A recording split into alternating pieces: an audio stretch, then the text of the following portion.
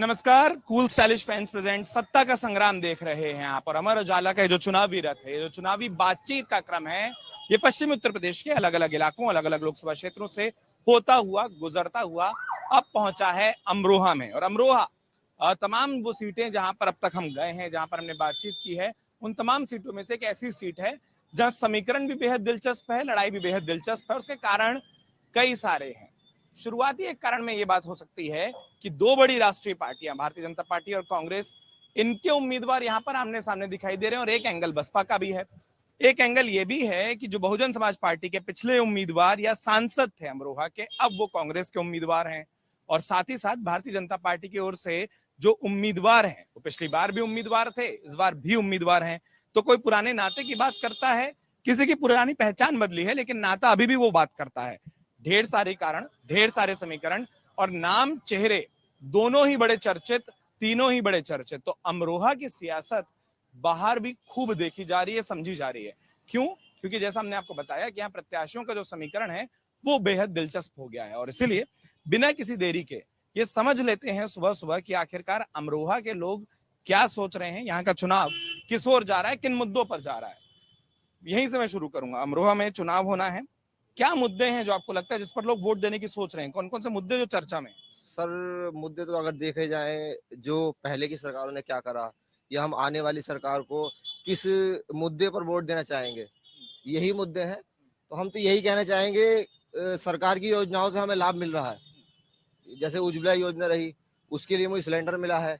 आयुष्मान योजना रही, उसके लिए मुझे इलाज मिला है।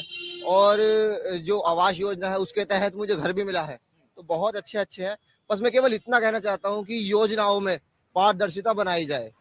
जो इसके बीच में करप्ट लोग पड़ जाते हैं, उन पर सरकार ध्यान दे, ताकि सरकार की बदनामी ना होकर के ये पकड़े जाएं जो बीच में दलाली करते हैं।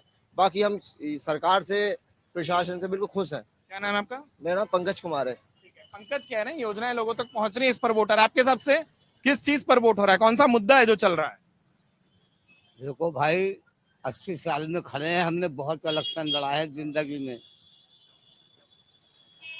आदमी जो बुरा कहने वाला है, पहले अपनी तरफ देखना चाहिए कि मुझ में कितनी बुराइयां है।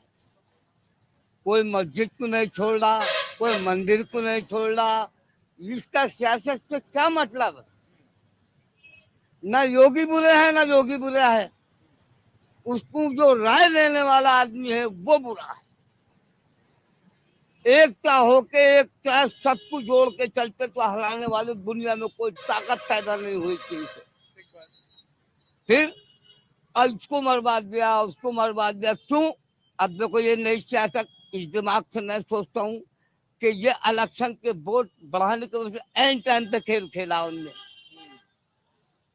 सच्चाई छुप नहीं सकती बनावट के उसूलों से, और खुशबू आ नहीं सकती कभी कागज के फूलों से। अमरोहा में रहेंगे तो खुशबू की बात तो खूब होगी। आपका नाम? अमरोहा बस्ती एक ऐसी बस्ती है, हिंदू मुसलमान यहाँ का दुनिया की काट है। दुनिया में हमारे जैसा मुल्क नहीं है। अगर आप ये वीडियो YouTube पर देख रहे हैं तो हमारे चैनल को सब्सक्राइब करें और बेल आइकन को दबाना ना भूलें। अगर आप Facebook पर ये वीडियो देख रहे हैं तो हमारे पेज को लाइक करें।